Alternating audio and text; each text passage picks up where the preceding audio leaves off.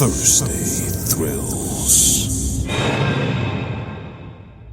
Welcome to Thursday Thrills, a quick weekly ride into the creepy stories, haunted places, weird obsessions, and eerie little corners of the world worth talking about. I'm your host, Enrique Couto.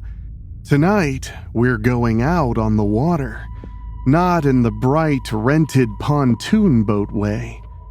Not with sunscreen, coolers, and somebody's uncle yelling about how he knows a good fishing spot.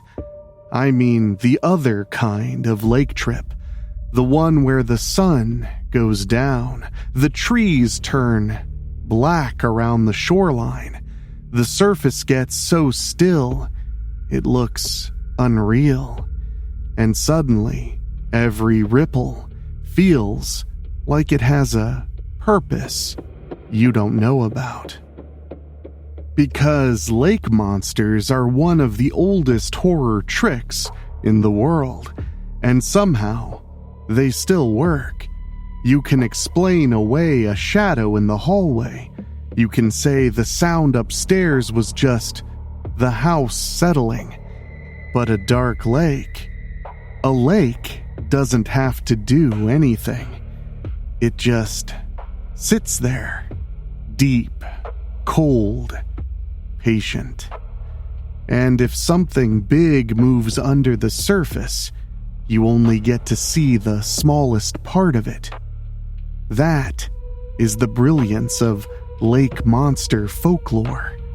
It gives you one shape, a neck, a hump, a wake where there shouldn't be one. Maybe a head that rises for half a second before it drops back down. Then the rest of the monster stays in your imagination, and your imagination does all the heavy lifting. And right now, one of America's most famous lake monsters is back in the conversation. Champ, the creature said to live in Lake Champlain, has been called America's Loch Ness Monster for decades.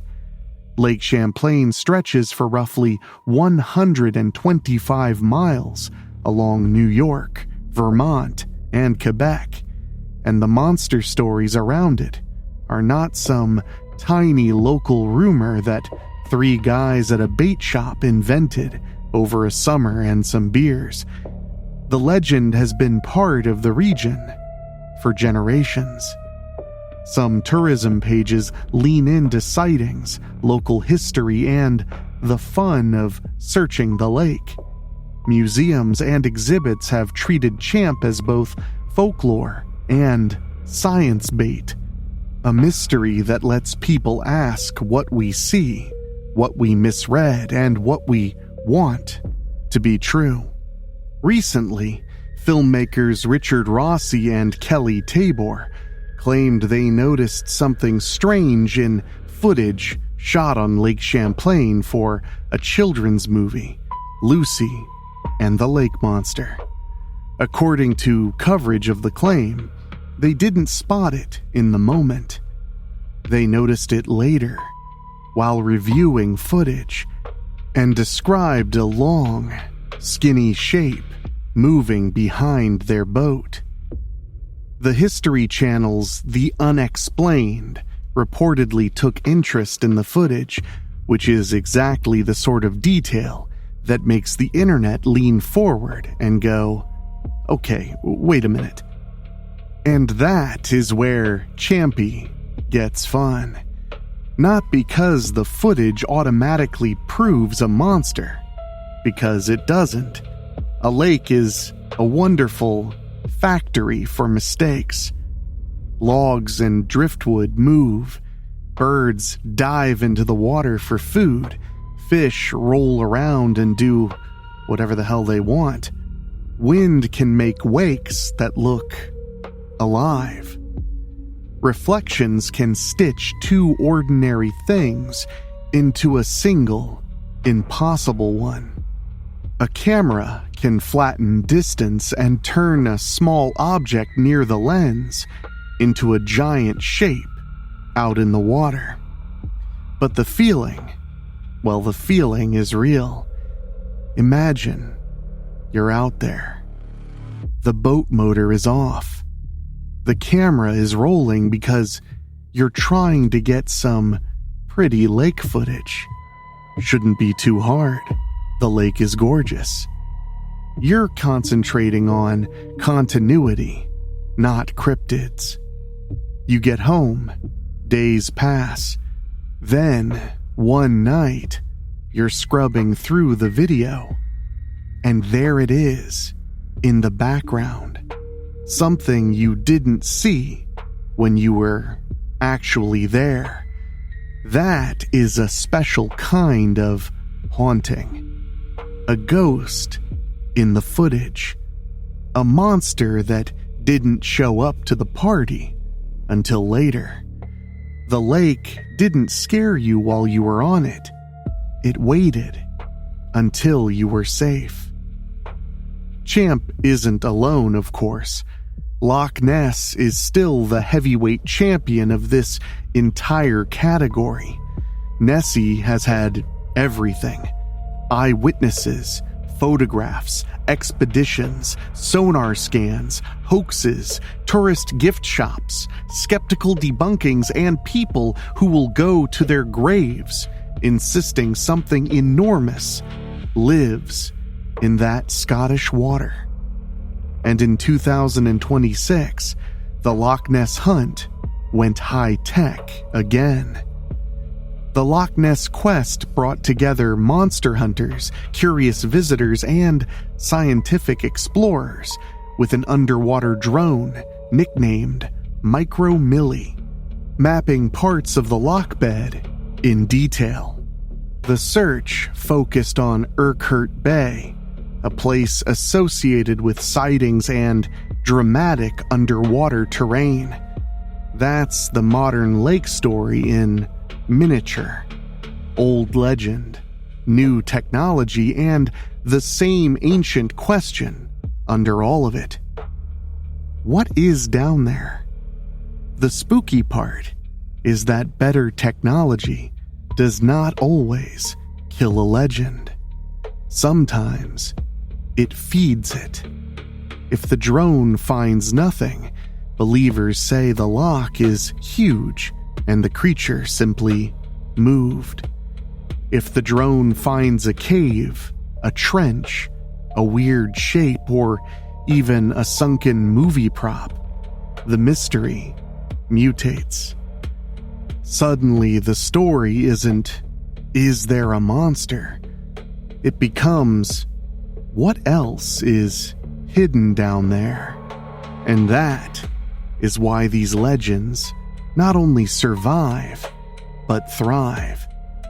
They're not only about unknown animals, they're about places that refuse to be fully known.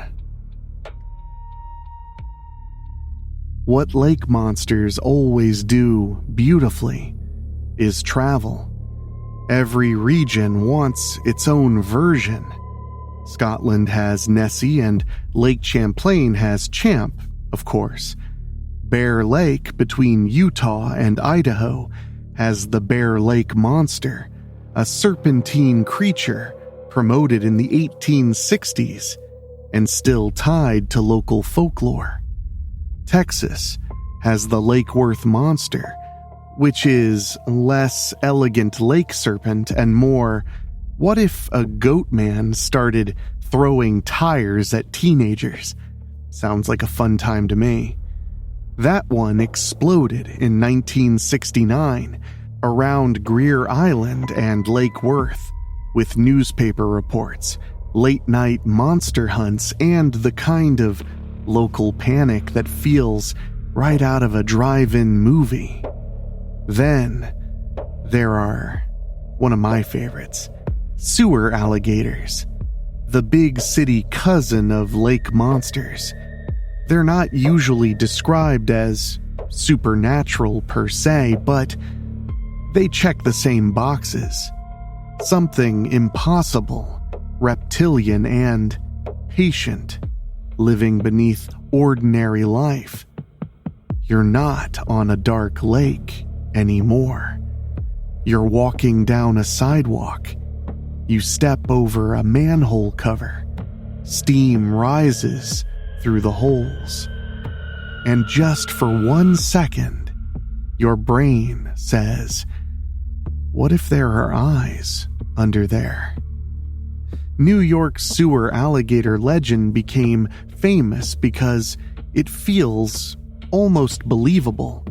People really do buy baby alligators. My father had one. People really do make terrible decisions. My father also made a lot of those. Cities really do have dark underground systems most of us never see. The legend only has to stretch reality just a little. A pet gets flushed. It survives. It grows.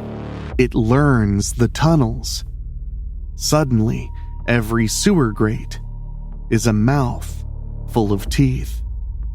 That is the secret ingredient in the best monster folklore. It gives the impossible a practical address. Champ isn't somewhere. Champ is in Lake Champlain. Nessie isn't out there. Nessie is in Loch Ness. The Lake Worth Monster isn't in a fantasy kingdom. It's near a real lake outside Fort Worth. Sewer alligators. They're not in a fairy tale swamp or Peter Pan story. They're under the street you already walked across. That specificity makes the stories stronger. You can visit the place, you can stand on the shore, you can look at the water and think, all right, I get it. Because even if you don't believe in monsters, lakes are weird. Sound travels strangely over water. Distances become hard to judge.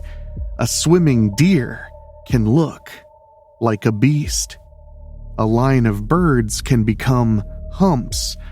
A big fish breaking the surface can seem too big for a fish, especially if you only see it for a heartbeat. At dusk, the water turns reflective, and suddenly the sky, the trees, the shore, and the thing moving through all of it blend together. Skeptics are right to point that out, but believers are also reacting to something real. The shock of seeing the familiar become unfamiliar. A lake in the daytime is recreation. A lake at night is a black mirror. And if the mirror moves, your body reacts before your brain can argue. So here is the Thursday Thrills version. Imagine a small documentary crew heading to Lake Champlain after hearing about this new champ footage. They do all the normal things. They film the welcome sign. They shoot the cute roadside monster statue. They interview a local who laughs and says, I don't know what I saw, but I know I saw something. They get the skeptical biologist. They get the tourism angle. They get the sunset over the water. Then, after dark, they rent a little boat for one last shot. Nothing particularly dramatic, just the sound of waves against the hull. The host whispers into the microphone because darkness makes everybody whisper. The camera points toward the empty lake. For 20 minutes, nothing happens. Then, the boat rocks. Not a big Hollywood action movie lurch, just enough that everybody freezes. The sound guy says, Was that a wake? The camera operator pans left. Black water. No lights. No other boats. Then something bumps the underside of the hull. This time, there's no nervous laughter. The host tries to keep the show going. You know, bust out the calm, spooky voice.